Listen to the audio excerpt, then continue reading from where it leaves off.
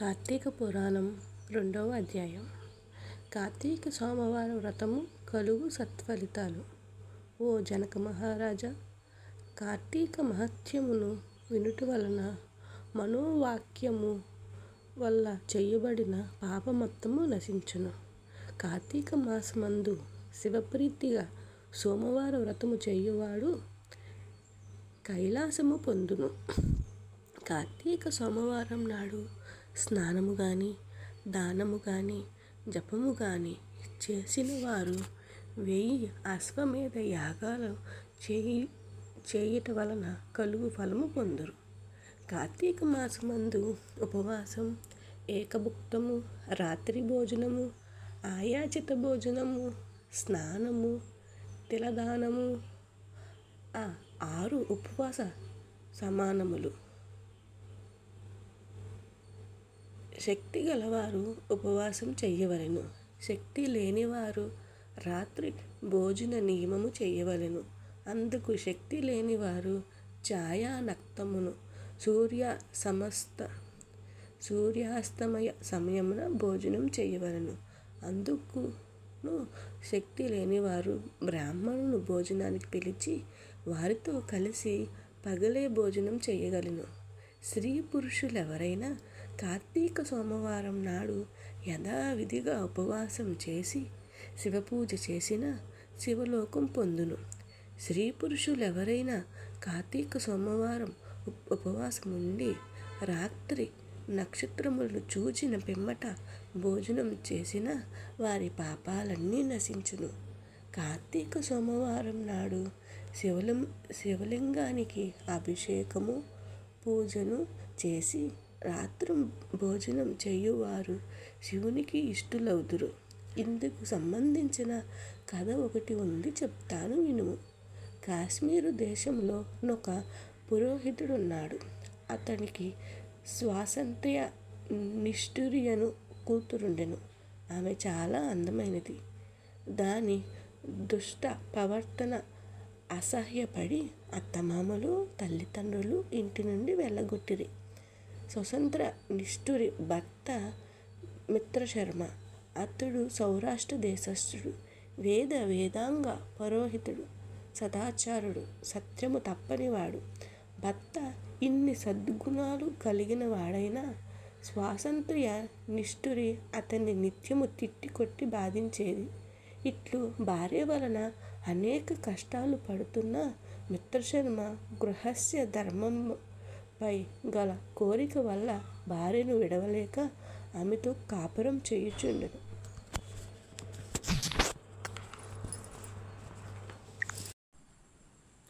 అది పరపురుషులతో విచ్చలవిడిగా తిరుగుటకు భర్త అడ్డుగా ఉన్నాడని తలిచి రంకుము గల ప్రోత్సాహంతో ఒకనాడు రాత్రి గాఢ నిద్రలోనున్న భర్త తలపై ఒక బండరాయితో కొట్టగా అతడు తక్షణమే మరణించును. అంతటా నా కర్కశ భర్త శవము తీసుకుని పోయి ఒక పాడు నూతిలో పడవేసి పూర్వము కంటే స్వేచ్ఛగా పరపురుషులతో కూడి ఆనందించుచుండెను. అంతేకాక ప్రతివతలకు స్త్రీలను పాడుచేసి వ్యభిచారము జరిపించుచుండెను. పరనింద చేయుచు దైవద్వేషము కలిగి వర్తించుచుండెను. అది ఒక్కొక్కనాడైన విష్ణు పదార విందములను ధ్యానించలేదు, హరి కథ వినలేదు. క్రమంగా కర్కశ యవ్వనము నశించి ముసలదైనది. దానికొక వ్రణము పుట్టినది. ఆ వ్రణమునకు పురుగులు, దుర్గంధము కలిగినది. కర్కశ ఆ వ్రణముతో చాలా బాధపడి తుదకు మరణించింది. అట్లు మరణించిన కర్కశను యమదూతలు పాశముల చేత కట్టి యమధర్మరాజు వద్దకు తిట్టుచూ కొట్టుచూ తీసుకొని పోయిరి. యముని ఆజ్ఞననుసరించి దూతలయ్యను మండుచున్న ఇనప స్తంభం వద్దకు ఈడ్చుకుని పోయి ఆ స్తంభమును ఆలింగనము చేసుకునమనిరి. తరువాత యమదూతలు కర్కసను కొట్టి తిట్టి కుంభీపాక నరకము మందు వేసి బాధించిరి. ఈ విధంగా కర్కస చిరకాలము నరకమునందే అనేక శిక్షలు అనుభవించి తుదికి భూమి మీద కుక్క జన్మ పొందెను. అది 15 సార్లు కుక్కగా జన్మించినది. 15వ సారి ఒక కళింగ బ్రాహ్మణి ఇంటిలో కుక్కై పుట్టింది. ఇట్లు పుట్టి ఇంటింటికి తిరుగుచుండెను. సోమవార మహత్యం వలన కుక్కకు కైలాస ప్రాప్తి. ఆ కళింగ బ్రాహ్మణుడు కార్తీక మాసమునందు సోమవారం నాడు పగలంతా ఉపవాసం చేసి తన గృహంబున శివలింగానికి అభిషేకము పూజలు చేసి నక్షత్రములు చూసి లోనికెళ్ళి దేవ నివేదన జరిపి తరువాత బలిదానం కొరకు బయటకు పోయి భూమిపై బలిని ఉంచి కాలు కడుక్కుని ఆచమనం చేసి ఇంటిలోనికి పోయెను. ఆనాడు ఆ కుక్క తన యజమాని ఇంట ఆహారం దొరకనందున ప్రదోష సమయమున తన యజమాని భూమిపై పెట్టిన బలిని భుజించెను. ఆ బలిని భక్షించగానే కుక్కకు పూర్ణ జన్మ స్మృతి కలిగింది. అంతా కుక్క బుసురోక్తమా రక్షింపుము రక్షింపుము అని పలికెను. బ్రాహ్మణుడు ఆ మాటలు విని ఆశ్చర్యపడి, ఓ కుక్క, నీవు మా ఇంటిలో ఏమి తప్పు చేసినావు? రక్షించమని కోరుతున్నావేమి అని అడిగాడు. అప్పుడు ఆ కుక్క, బ్రాహ్మణోత్తమ, వినుము. పూర్వజన్మలో నేనొక బ్రాహ్మణ స్త్రీని.